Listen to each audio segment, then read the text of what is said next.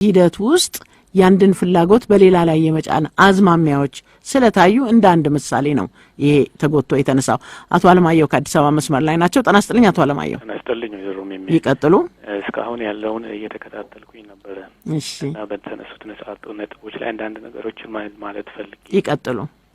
ጀማሪ ዲሞክራሲ ነው ስትሰማሁኝ ብዙም የኢህአዴግ ባለስልጣናት እቺን አማርኛና የዲሞክራሲ ባህላችን ገና ነው የሚባል ነገር ሰማለሁ። እና ኢህአዴግ ስልጣን ከያዘ እኮ 25 አመት ሞላው። ኢትዮጵያ ውስጥ የስልጣን ዘመኖችን ብታያቸው ከዛ በላይ ግፋቢል ከ30 አመት በላይ የቆየ መንግስት የለም። እንደ መንግስት እንደ ተራ ቅጥረኛ ሰራተኛ እንጂ የሙከራ ጊዜ የሚባል ነገር አለሽ። በዛ ፐርፎርማንስሽን ካላሟላሽ ቀጥታ ድርጅቱ ያባረርሻል። ጀማሪ ዲሞክራሲ እኛ እንዳልሽው ጀማሪ ማለት የቱ ጋር ነው ጀማሪ የምንሆነው? መካከለኛ ምንገባ የቱ ነው? ልክ እድገታችን አሁን አድገናል 11% ያስቀምጡ አይደል? እንደዛ የኢኮኖሚ ስታተሳችን የዲሞክራሲ ስታተሳችን መቀመጥ አለበት። እኛ ጀማሪ የምንባለው ለምንድን ነው? ዲሞክራሲ ባህላችን በማን ነው የተበላሸው? አሁን አንቺም ያነሳሻቸውን ሰምቻለሁ። ዘፋኞቹ ዘፈን የማቅረብ መብት አላቸው። ትክክል ነሽ። ዲሞክራሲያዊ መብታቸው ነው። የራሳቸው መብት ነው። ዲሞክራሲ መብት ማለት የግለሰብ መብት ማለት ነው። እኔ እንደ ግለሰብ ያን ኮንሰርት ገብቼ መከታተል እችላለሁ፣ ገብቼ መስፈን እችላለሁ። ዲሞክራሲ ግን የሚሰራው ዘፋኞች ጋር ሲመጣ ነው እንዴ? እውነት እንነጋገር ወይዘሮ ሚሚ፣ ኢትዮጵያ ውስጥ ዲሞክራሲ የሚጣሰው በግለሰቦች ነው በመንግስት ነው? መንግስት ዲሞክራሲን ያውቃል? መንግስት ስለ ዲሞክራሲ ያለው አመለካከት ትክክል ነው? አንድ ነገር ላስታውስሽ፣ ባለፈው ሳምንት ከተላለፈው ዝግጅቶች ሰዎች ቀርበው ነበር። ህገ መንግስት አለ።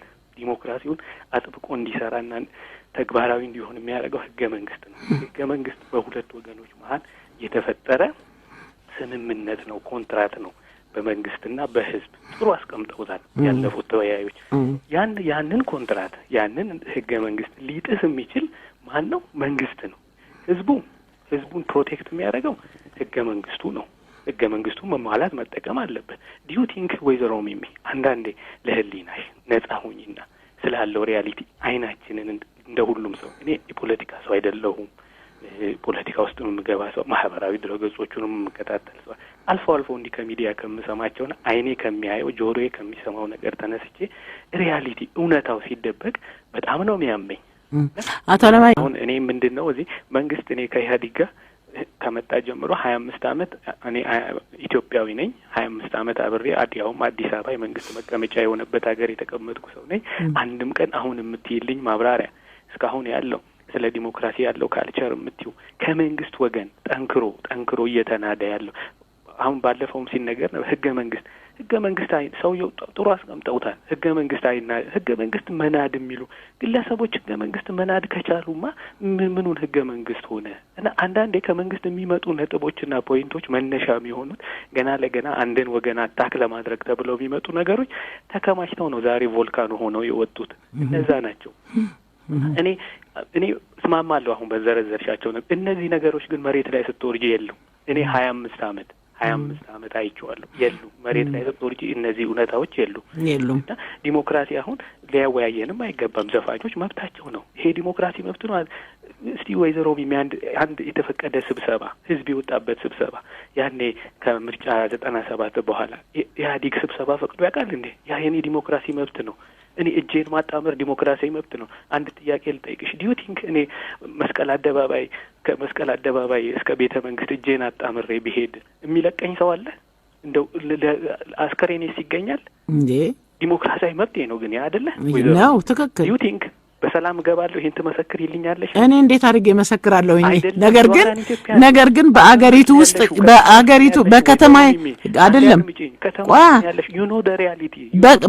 በከተማይቱ ውስጥ ግን እንደዛ አድርጎ መሄድ የሞከረና ይሄ ሰውዬ እንዲህ አድርጎ ስለሄደ እንዲህ ተደርጓል የተባለ ግን አለ ወይ? አለ ወይ? ገና ለገና ነው እርሶ የሚሉኝ አቶ አለማየሁ። እኔ ደግሞ የፋክት ሰው ነኝ። እኔ ደግሞ ተጨባጭ የሆነ ነገር ነው የምፈልገው። ተጨባጭ ነው። ስለዚህ እየተደረገ ያለውን ነገር እያወቅሽው ጀስት ቤዝድ ኦን ዳት እንኳን ተነሽና አሲን ኢንዲቪጁዋል እኮ ነው። ይሄ ሰልፉን ታዩ፣ ሰልፉ ላይ ምን እንደተከሰተ እነማን ምን እንደሆኑ እናያለን። ያንን ታዩና እኔ እንደ ምሳሌ ነው ኢንዲቪጁዋሊ እንደዛ ባደርግ አይኖ እንኳን ዲሞክራሲያዊ መብቴን ታይና እንደው ሰብአዊ መብቴን እንደው የሰው ፍጡር መሆኔን ሁሉ ኮንሲደር ማልደረግበት ደረጃ እንደምደርስ አይ ነው። ይሄ ሪያሊቲ ነው። ይሄ ከዋሻውኝ አድማጮች አሉ፣ የኢትዮጵያ ሕዝብ አለ፣ ያ ይፍረደኝ። እኔ ነገርኩሽ፣ ምንም እኔ ፖለቲካ እንትን ውስጥ የሌለው ሰው ነኝ። በዛ እኔ ሪያሊቲን ይዤ ስለምናገር ነው። በሱ ባነሳሽው ነጥብ አጣምሮ ማሄደው ሰውማ ኖርማል ይሄዳል። እሱ ልክ ነሽ። ያን እኮ ያነጋግረን ምንም ሀፕን አያደርግበትም። ያጣመረው ያን አንድ ግለሰብ ያልኩሽ ያጣመረውን ነው። ሲያጣምር ሳያጣምርማ ምንም አይመጣም።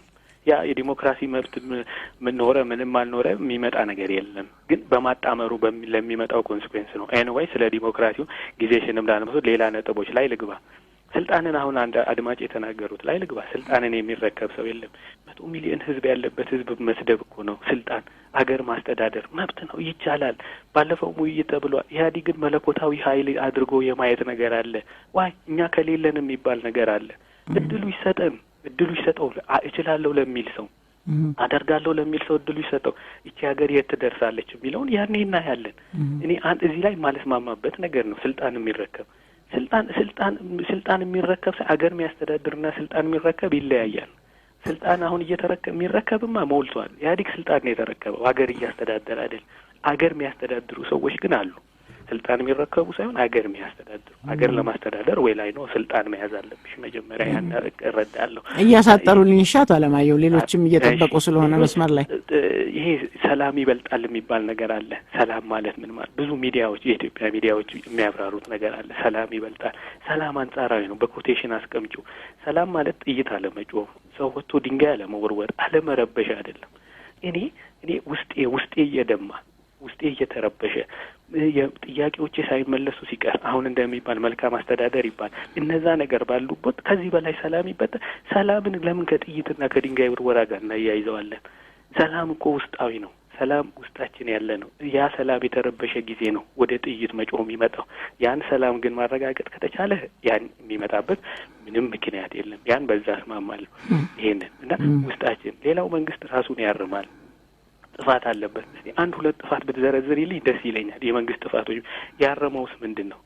እንደኔ መንግስትን ማስቀምጠው አሁን ባየኋቸው ነገሮች ብዙ ችግሮች ላይ ሲፈጠሩ ሚዲያ ላይ እየቀረቡ የሚሰጡ ምላሽ አለ። በጣም ነው ማዝ ነው። የዛሬ 10 ዓመት መሰጠት ያለበት ምላሽ ዛሬ ላይ ከጉዳዩ ጋር ባለፈው ሲኒየር ባለስልጣኖች ቀርበው የተናገሩት ነገር አለ። ስለ ልማታችን ነው የሚያወሩት። ኢህአዴግ ስላደረገው ነገር ነው የሚያወሩት። which is irrelevant በፍጹም የማይገናኝ ነገር ነው። ምን እያደረገን ያለው መንግስት ቆዳውን ታሞ መድኃኒት ታዞለት የሚቀባ ገባሽ? ልብሳቸውን ለብሰው እዛ ቦታ ላይ ከልብሱ ላይ ነው መድኃኒቱን እየቀቡ ያሉት። ያ ደግሞ እስከ እድሜ ልክ አያድንሽም፣ ሽፍታሽን ያብሰዋል እንጂ እቺ ትታሰብበት እና መድኃኒቷ ከስር እንድትቀባ ነው። ይሄን ለማለት ነው። በጣም ነው ማመሰግናለሁ። እናመሰግናለን አቶ አለማየሁ። ወጣት ቤተልሔም ካቃቂ መስመር ላይ ነች።